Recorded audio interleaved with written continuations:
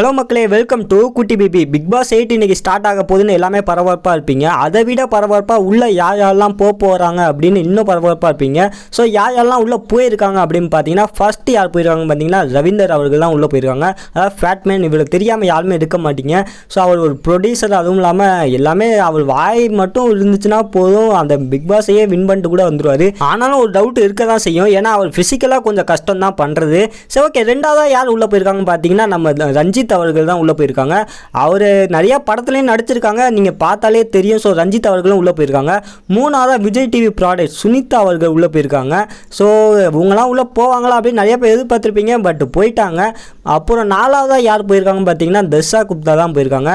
இவங்க முன்னாடி இருந்து நம்ம சொல்லிட்டு தான் இருக்கோம் போறாங்க அப்படின்ட்டு, அதே மாதிரி சொன்ன மாதிரியே போயிட்டாங்க.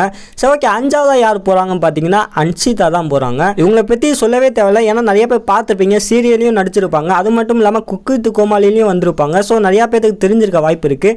சரி, ஓகே. நெக்ஸ்ட் சத்யா அவர்கள் தான் வராங்க. அவங்களையும் தெரிஞ்சிருக்கும், மேக்ஸிமம் சீரியலில் நடிச்சிருப்பாங்க. அப்புறம் நம்ம சொன்ன மாதிரி ஆஜி ஆனந்தி அவர்கள் உள்ளே வராங்க.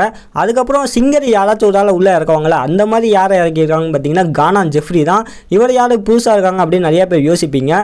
இவர் வேளாங்கண்ணிக்கு நடந்து போயிட்டு இருக்கும்போது நிறைய சாங் பாடி போட்டுட்டு இருந்தார். ஸோ அந்த வீடியோ எல்லாமே 1 மில்லியன் 2 மில்லியன் நிறையா ரீச் ஆச்சு. அதனால அவரை உள்ளே எடுத்து போட்டிருக்காங்க. அதுக்கப்புறம் சீரியல் ஆக்டர் ஹர்னாவ் வந்திருக்காங்க.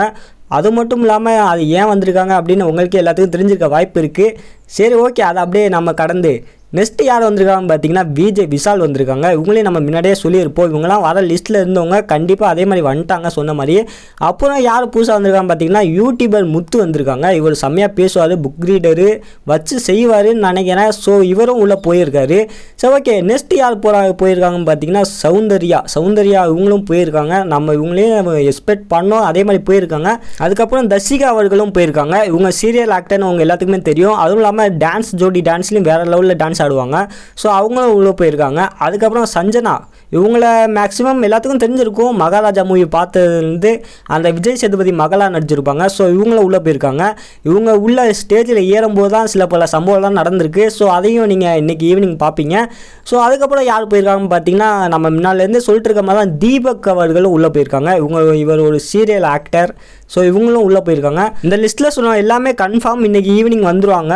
ஸோ இதில் யாரெல்லாம் உங்களுக்கு வரணும், யார் வந்தால் நல்லாயிருக்கும் அப்படின்னு நீங்கள் நினைக்கிறீங்களோ அவங்க மறக்காமல் கீழே கமெண்ட் பண்ணுங்கள். இந்த ஒரு வீடியோ உங்கள் ஃப்ரெண்டு எல்லாத்துக்குமே ஷேர் பண்ணுங்கள். மறக்காமல் லைக் போட்டுருங்க. Okay, by.